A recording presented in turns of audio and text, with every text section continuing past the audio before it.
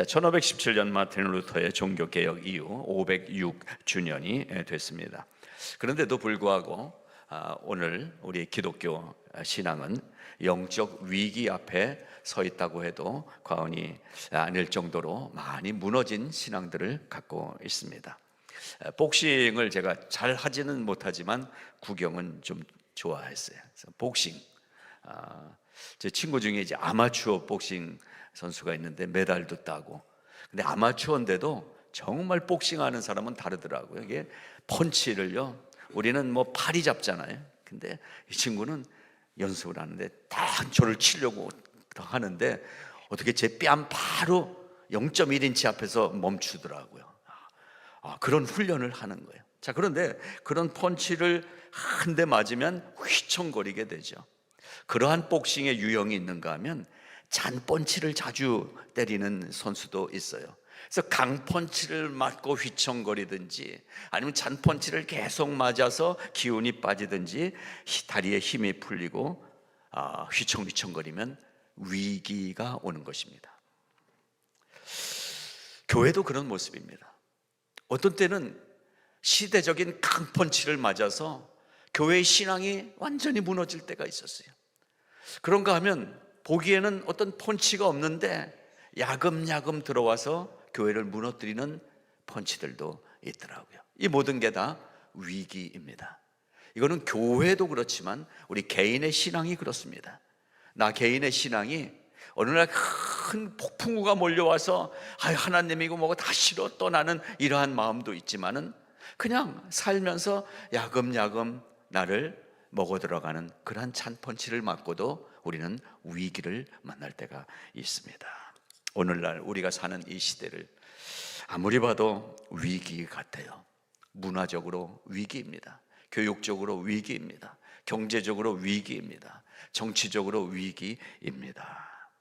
그 위기의 이유는 한 가지라고 저는 생각합니다. 하나님을 떠나서 사람에게 갔기 때문입니다. 즉 신본주의, 하나님을 섬기는 신앙을 떠나서 인본주의, 사람이 좋아하는 것들, 돈, 재미, 이것을 따라가다가 이 위기를 만나게 된 것입니다. 그래서 이 한 달 동안 우리는 이 개혁의 마음으로 말씀을 보면서 개혁, 제가 찾아낸 단어가 서다라는 단어인 거예요. 서다. 그래서 오늘 정말 죄송한데 여러분 잠시만 순종해 주시기 바랍니다. 자리에서 그러니까 뭐 힘드신 분은 앉아 계셔도 되는데 한번 일어나 보시겠습니다. 서다. 서다. 선 김에 손도 한번 펼치시고, 운동 시켜주는 교회가 어디 있어요? 자, 쫙 서다. 자, 여러분 지금 서 계십니다. 혹시 물구나무 쓰신 분 계세요? 다 바로 서 있습니다. 이게 선 모습입니다. 어떻게 섰죠? 다리가 쭉 뻗어서 힘을 받쳐서 서 있습니다. 서다. 자, 이 나의 선 모습을 머릿속에 집어넣으시고 이제 앉으시면 되겠습니다. 자, 이렇게 서 있습니다. 서다라는 의미의 단어를 성경에서 찾아보면 구약의 히브리어에서는 오메드라는 단어를 사용했고요, 신약에서는 히스테미라는 단어를 사용하고 있습니다. 오메드라는 구약의 히브리어가 갖고 있는 뜻은 지탱하다, 견디다, 이러한 뜻도 있지만 좀 더 깊은 뜻이 있어요. 죽은 후에 죽었는데 숨이 돌아와서 소생하는 것, 그것이 오메드라는 단어로 표현이 되더라고요. 완전 널브러져 죽었다가 다시 살아난 것, 이것이 서다라는 의미를 가진 오메드라는 단어를 사용했더라고요. 신약으로 넘어오니까 신약에서는 히스테미라는 단어를 썼는데 그냥 이건 단순히 스탠드업, 일어나, 서 있다라는 뜻이 아니라 손을 허리에 두고 땅에 두 발을 딛고 가슴을 펴고 당당하게 서 있는 그러한 모습을 보여줄 때 히스테미라는 단어를 쓴 것을 찾아볼 수가 있습니다. 그래서 조금 아까 우리가 섰습니다. 이것은 무슨 의미입니까? 나는 하나님 앞에 당당하게 서 있습니다. 이러한 고백을 우리의 몸으로 표현해 본 것입니다. 그런데 오늘 교회의 모습을 생각해 보니까요, 언뜻 떠오르는 성경의 몇 가지 사건들, 모습들이 생각납니다. 요한복음 5장 2절에 보게 되면 베데스다 목가가 나옵니다. 거기에는 온갖 병든 사람들이 모여 있었는데 오랫동안 혈루병으로 앉아있던 여인, 또 평생 일어나서 걸어보지 못한 사람들이 이 못가에 누워 있었어요. 그런 사람들에게 주님이 찾아갔는데 이 베데스다 목가에 가서 이 병으로 앓던 사람을 고쳐주십니다. 일어납니다. 그 역사가 요한복음 5장 2절에 기록되어 있습니다. 마가복음 2장에 보게 되면 예수님이 강론을 하고 계시고, 그리고 거기에 많은 사람들이 모여 있어서 그 집으로 어떻게 들어갈 틈도 없어서 이 친구들이 자기 중풍병자 앓는 친구를 데리고 와서 어떻게 좀 고쳐보려고 했는데 들어갈 길이 없어가지고 지붕 위로 올라가서 지붕을 뜯고 줄을 내려서 이 밑으로 내려줬던 이야기, 중풍병자 이야기. 그 중풍병자가 예수님 앞에 내려졌을 때 예수님을 만나게 되니까 예수님이 내 병상을 들고 걸어가라, 일어서게 해주신 사건도 기억이 납니다. 사도행전에도 성전에 늘 베드로와 요한이 드나들었어요. 근데 베드로와 요한이 들어가다 보니까 여기에 홈리스가 하나 앉아 있었던 거예요. 근데 이 거지는 한 번도 일어나 본 적이 없는 불쌍한 사람이었어요. 성전 미문 앞에 앉아 있는 안진뱅이.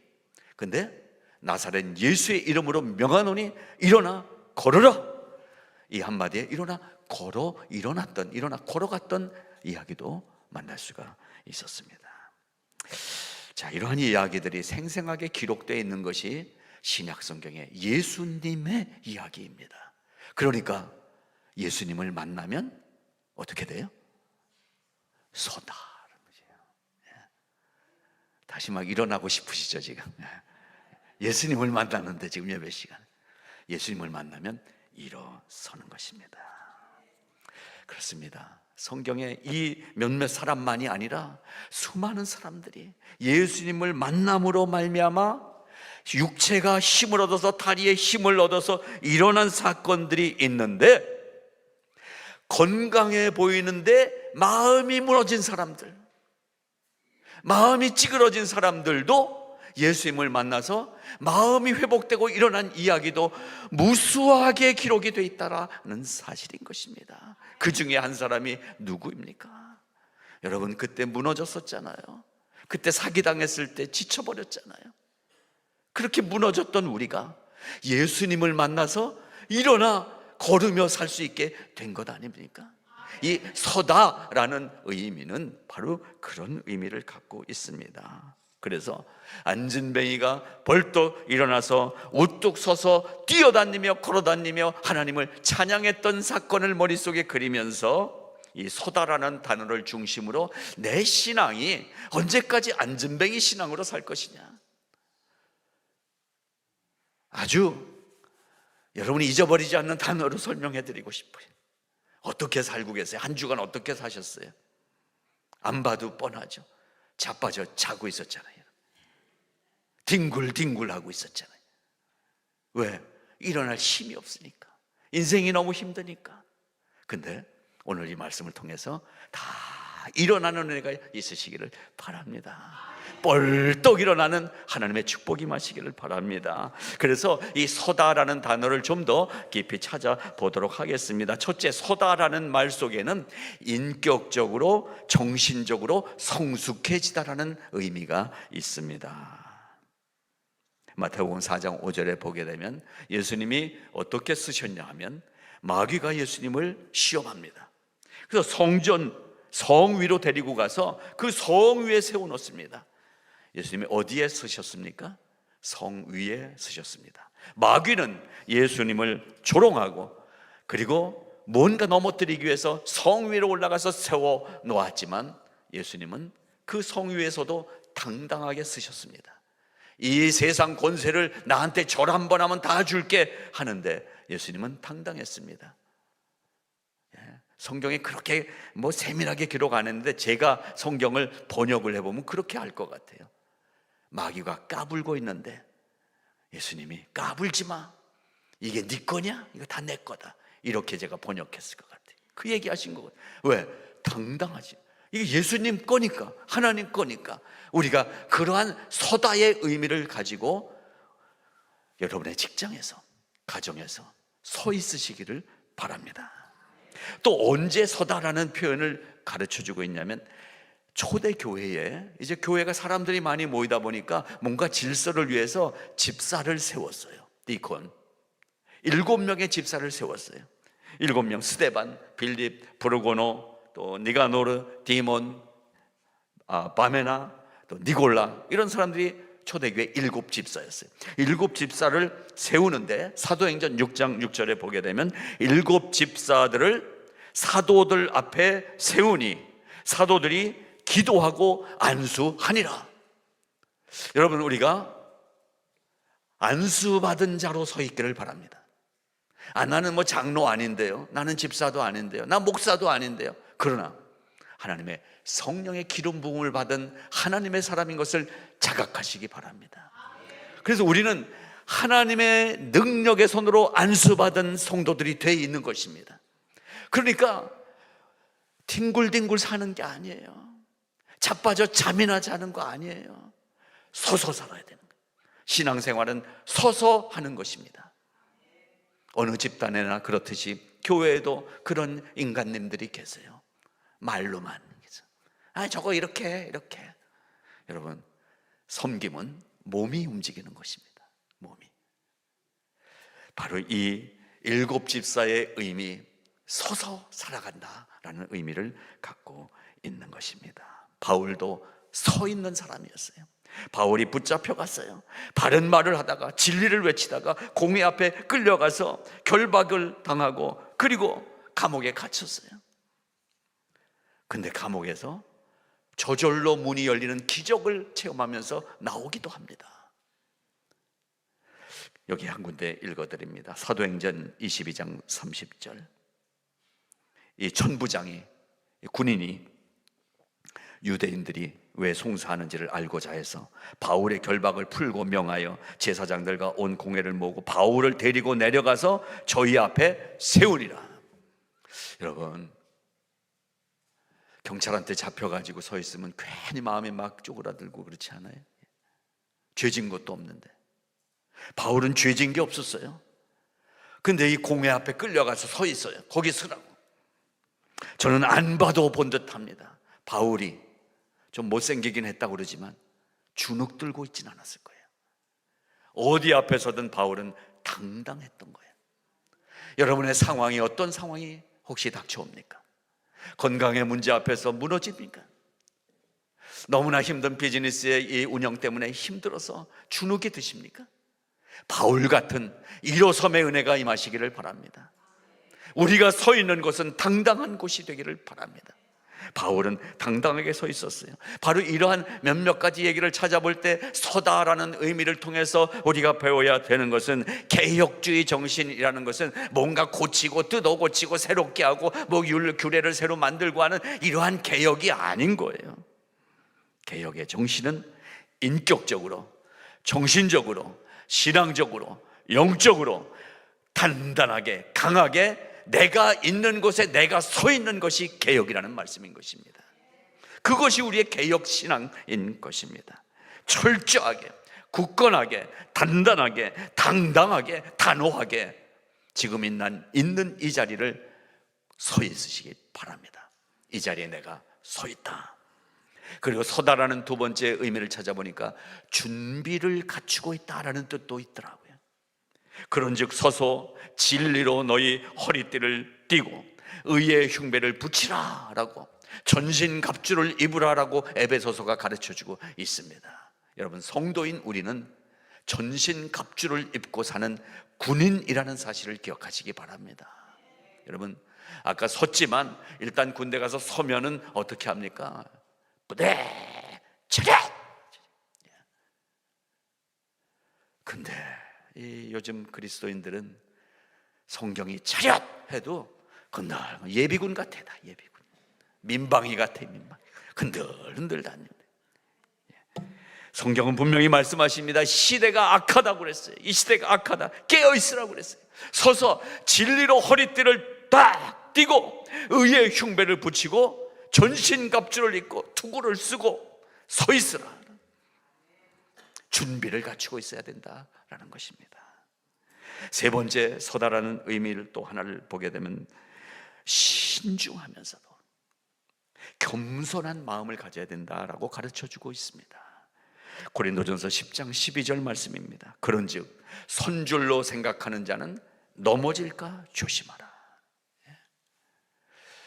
성도들에게 가장 중요하게 요구되는 덕목 중에 하나가 겸손입니다. 겸손.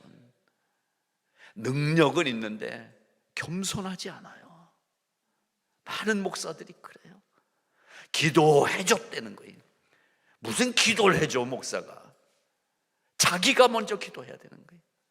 돕는 거예요. 목사는 여러분을 돕는 사람입니다. 내 기도는 내가 해야 되는 거예요.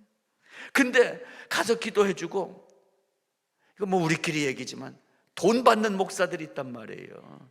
기도해주고 돈 받아요. 무당이에요 이게. 아주 그냥, 제가 워낙 착해갖고 욕을 못해서 그렇지 아주 막 욕해주고 싶은 사람들이 있어요. 우리는 겸손해야 돼요.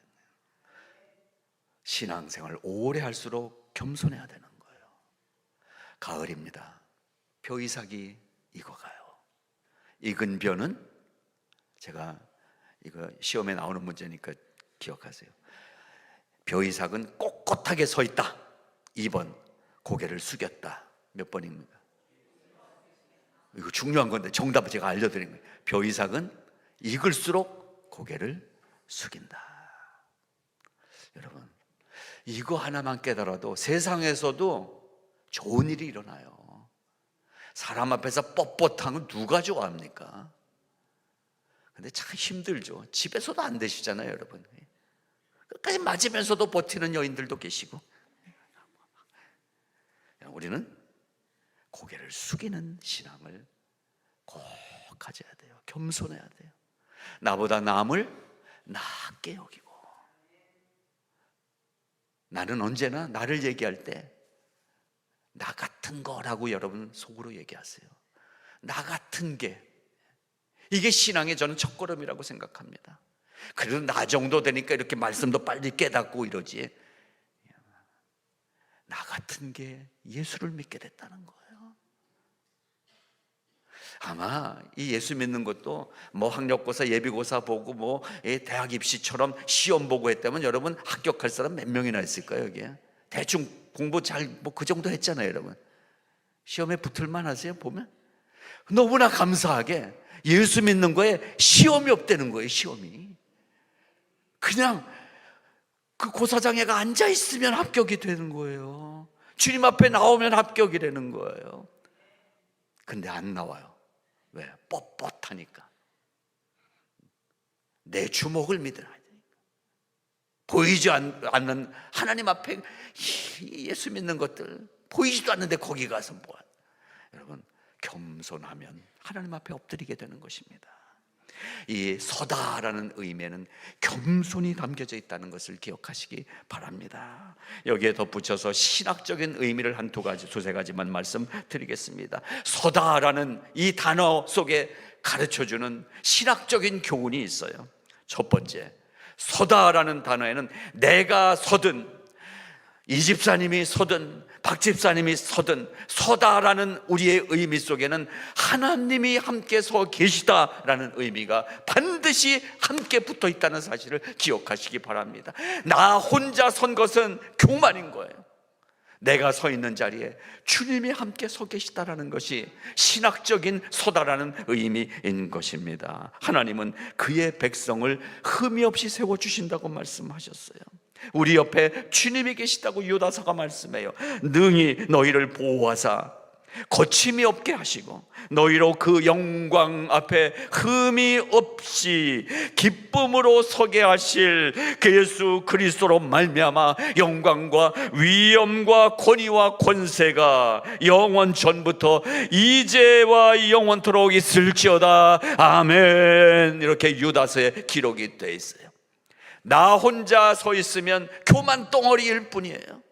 내가 무슨 박사 학위를 가졌을지라도, 내가 뭐 목사 학위를 몇 개 이렇게 가지고 있을지라도, 나 혼자 서 있는 존재는 연약한 존재입니다. 나 혼자 서 있으면 잘난 척하는 존재인 것입니다. 내가 서 있는 그 자리에 하나님이 함께 서 계시다. 그 하나님이 누구시냐? 권능의 전능의 하나님이시다. 나로서는 할 수 없으나 전능의 하나님이 함께 해 주신다. 그러니까 내가 하는 것이 아니라 내가 하는 모든 일들은 하나님이 실제로 하시는 것이다라는 이 원리가 신학적인 의미의 서다라는 의미인 것입니다. 여러분, 우리가 주님과 함께 서 있으시기를 바랍니다. 그랬을 때 권능이 나타나요. 주님과 함께 있을 때 사랑이 풍성해져요. 주님과 함께 있을 때 하나님의 은혜로 충만해지는 거예요. 여러분, 함께 주님과 함께 서 있으시기를 축복합니다. 두 번째 신학적 의미는 율법이 굳게 서 있다라는 뜻이 포함되어 있어요. 하나님이 함께 서 계시지만 내가 서 있는 이곳에 율법, 즉 무엇입니까? 하나님의 말씀이 내가 서 있는 곳에 함께 서 있다라는 의미가 서다라는 단어 속에 함께 있는 거예요. 그런즉 우리가 믿음으로 말미암아 율법을 배하느뇨? 그럴 수 없느니라. 도리어 율법을 굳게 세우느니라. 내가 서 있을 때 말씀으로 세워갈 수 있어야 됩니다. 말씀이 우리 안에서 서 있어야 되는 것입니다. 그러니까 말씀을 붙잡고 서 있는 것입니다. 여러분, 요새 폭풍들이 많이 오더라고. 지난 주말에도 뉴욕에는 엄청나게 폭풍이 와가지고 영상을 하나 보니까 길을 가다가 막 사람이 걸음이 안 되고 그 등치가 좋은 흑인인데 막 그 바람에 밀려서 가더라고요. 이렇게.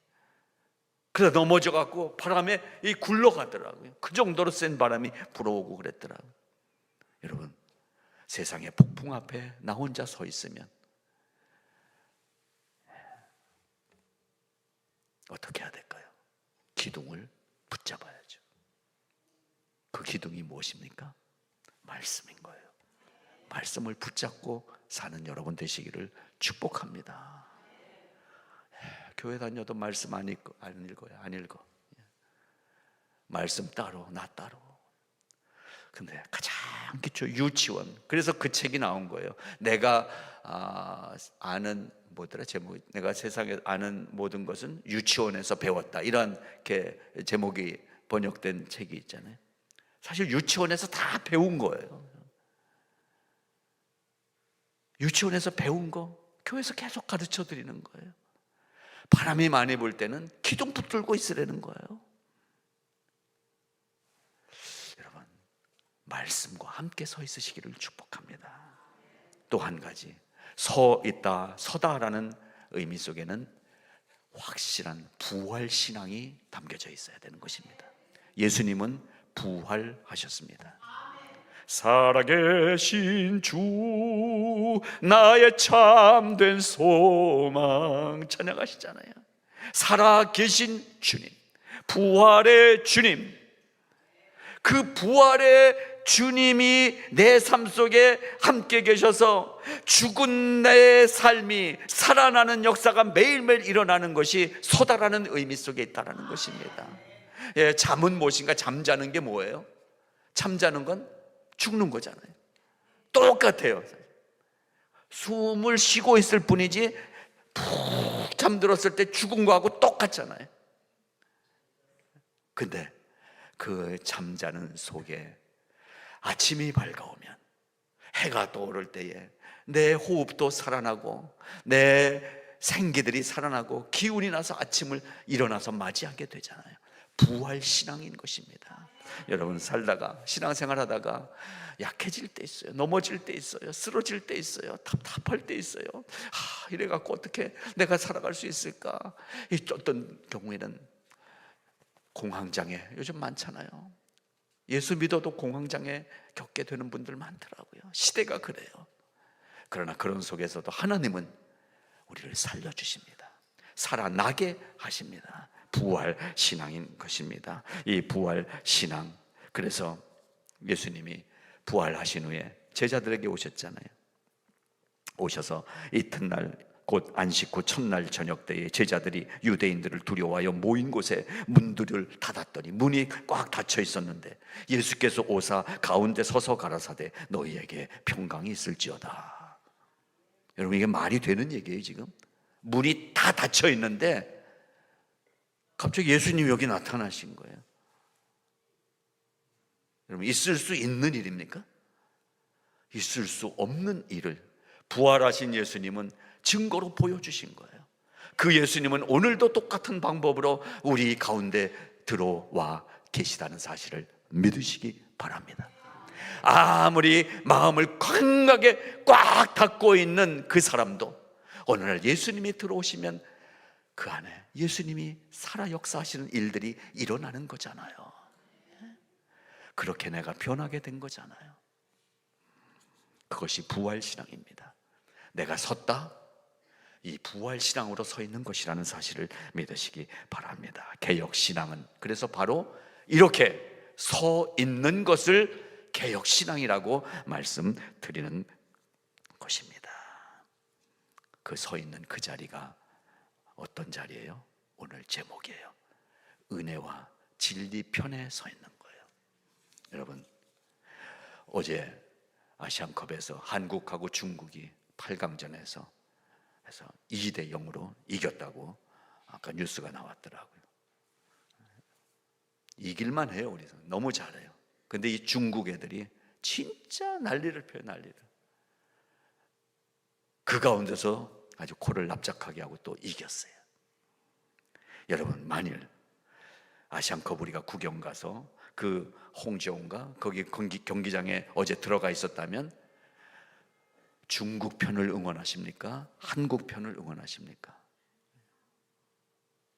어디 응원하실 거예요? 뭐 그런 거 갖고 헷갈리세요? 한국 편을 응원해야지. 저 같은 사람은 혹시 몰라요. 우리 아바이가 만주에서 태어나셨대요. 그러니까 중국 응원도 좀 해야 되나? 아니요, 저는 한국, 대한민국 이거 해야죠. 예. 한국 편이죠. 여러분이 성도 맞습니까? 예수 믿는 사람 맞습니까? 근데 세상에 지금 살고 있어요. 세상에서 잘 보여야지, 우리 김 과장님한테 잘 보여야지. 그래서 세상 편에 설 것입니까? 어느 편에 서야 돼요? 하나님 편에 서는 거죠. 그 하나님 편이 어느 편이에요? 은혜의 편, 진리 편에 서는 거예요. 그래, 거짓말이나 살살하고 그리고 속에 안 그런데 딱 위선하고 위장하고 교회 와서 앉아 있으면 되는 거 아니에요. 진리 편에 서야 된다는 거예요. 교회 와서 앉아 있는 게 중요한 게 아닌 거예요. 진짜 내 마음이 지금 하나님 편에 있는가가 중요한 거지. 여러분, 정말 하나님 편에 지금 앉아 계신 거예요? 예? 다음 주에 한번 시험해 봐야 되겠어요. 이쪽에다 하나님 편 써놓고 이쪽에다가 가짜 편 한번 써놔요. 우리 하나님 편에, 그 하나님 편이 오늘 제목을 통해서 좀 더 분명하게 말씀드립니다. 하나님의 은혜의 편에 서시기를 바랍니다. 하나님 편에 서면 하나님이 은혜를 주세요. 은혜로 우리를 채워주세요. 은혜로 우리를 회복시켜 주세요. 은혜 편에 서시기를 바랍니다. 힘드시잖아요. 사는 거, 이민생활 갈수록 너무 힘들어져요. 아니, 가스비가 7불 6불이 말이 돼요? 이 나쁜 놈들이에요 정말. 이런 세상을 살아가는데 얼마나 힘들어요. 봉급은 그대로인데. 그러니까 어느 편에 서야 돼요? 주지사 편에 설까요? 우리 가스비 좀 내려달라고? 주지사 편에서도 가스비 안 내려요. 예? 그러니까 자유로워지. 가스비 올라려면 올라라. 나는 하나님 편에 서 있다 이거예요. 예? 하나님 편에 서시기를 축복합니다. 그 자리가 은혜예요. 힘들어도, 실제로 몸이 아프고 힘든데 은혜 편에 서면 어떻게 돼요? 안 힘들게 느껴지더라고요. 제 경우에는 너무 힘들었는데 또 통과를 시켜주시더라고요. 그게 은혜 편이에요. 예. 그러니까 우리 김지영 선생님 은혜 편에 이제 서실 거죠? 예. 오늘 등록한 기념으로 은혜 편에 서겠다, 이게 일기장에 써놓으세요. 예. 그 다음에 더 중요한 진리 편에 서 있는 거예요. 이거 쉽지 않습니다. 살아야 되기 때문에, 눈치 봐야 되기 때문에. 세상에서도 그래도 살아야 되잖아요. 하나님 요 정도는 눈 감아주세요. 그러고 살지 않으셨어요? 그러나 우리는 진리 편에 설 것입니다. 정직의 자리예요. 정직하게 살자라는 거예요. 은혜와 진리 편에 우리가 서는 것입니다. 자, 오늘 서다라는 주제로 나눈 첫 번째 이야기, 은혜와 진리 편에 서다. 이 말씀 이렇게 결론을 내립니다. 나는 예수님 편이다. 예수님 편이다. 나는 예수 따라가며 살겠다. I have decided to follow Jesus. I have decided to follow Jesus. I have decided to follow Jesus. No turning back. 돌아서지 않을 거예요. 예. 제가 오늘 사람들 많은 증인 앞에서 우리 김정쌤 꽉 붙잡아 드려야 될 것 같아요. 이제 뒤돌아서지 않으리라. 아멘. 예. 그래서 우리가 같이 한번 권면하겠습니다. 김재영 선생님, 이제 따라해 보세요. 김재영 선생님, 뒤돌아서지 마세요. 예. 예, 아멘. 예, 좋습니다. 이게 축복의 길이에요. 제가 복 드리기 원해서 그래요. 하나님이 그렇게 복 주실 거예요. 돌아서지 않고 올곧게 묵묵히 한 걸음 한 걸음씩 차근차근 우리가 걸어가면 그곳이 은혜의 땅이 될 것입니다. 거기가 정직한 땅이라는 것이 확인될 것입니다. 어느새 내가 그 자리에 서 있구나. 날마다 이 은혜와 진리 편에 서 있는 나를 발견하는 축복이 가득하시기를 기도합니다. 하나님 아버지, 은혜를 감사합니다. 방탕한 이 세상, 패역한 이 세상, 더러운 이 세상, 하나님을 무시하고 하나님을 조롱하는 이 세상에서 은혜와 진리 편에 서 있게 하여 주시옵소서. 예수님 이름으로 기도드리옵나이다. 아멘.